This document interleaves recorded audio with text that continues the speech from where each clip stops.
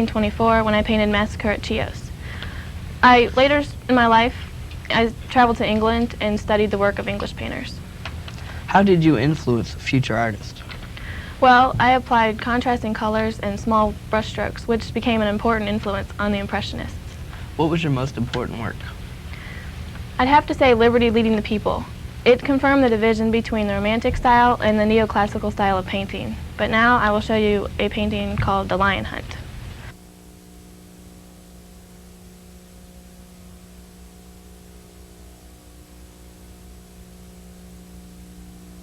I thank you for joining us today.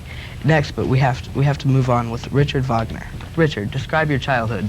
Well, I had 8 older brothers and sisters. My father died when I was about 6 months old. My mother remarried to Ludwig Geyer, who was a portrait painter and an actor.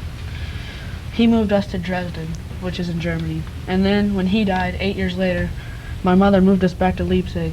I was very fond of the theater at the age of 15, and I was always there. And my formal training was brief, about 6 months. What composer did you look up to? Well, I looked up to Hector Berlioz because he's one of the greatest composers ever in history. I think it's such a tragedy that he died. Do you have any samplings of your work with you? Yes, I do. Right now we're going to listen to a prelude of Act 3.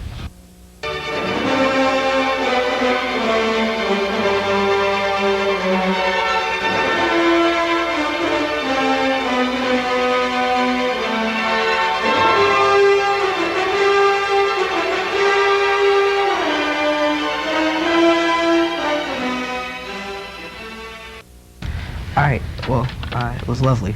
Thanks for joining us. Mr. Shelley, where were you born? In Field Place, Sussex, near Horsham in England. Were you ever married? Yes, I was married to Harriet Westbrook until 1814, when we were divorced and I traveled to France with Mary Wollstonecraft. When we returned in 1816, my ex-wife had committed suicide by throwing herself into a lake in London Park.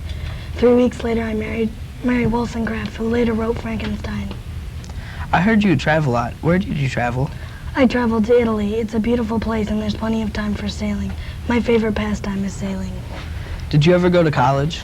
Yes, Eton and Oxford. However, my political attitudes were distinctly more liberal than those of my forerunners, and after 1 year at Oxford, I was expelled for distributing a pamphlet with radical views in it. I know the English Romantic period aspired to creation on a grander scale, as evidenced by your ambitious and dazzling verse drama, Prometheus Bound, but tell us what else you've written. We Romantics have also written some remarkable prose, like my defense of poetry, which articulates the role of the poet as the unacknowledged legislator of mankind. Of course, English Romanticism is distinguished by its lyric poetry, like my Ode to the West Wind and this poem I'll read now called A Dirge.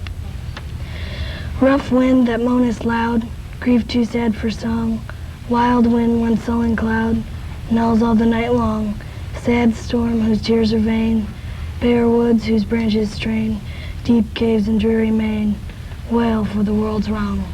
Thanks. Thank you for joining us with this week's edition of Late Night with Neil. Join us next week for Hootie and the Blowfish.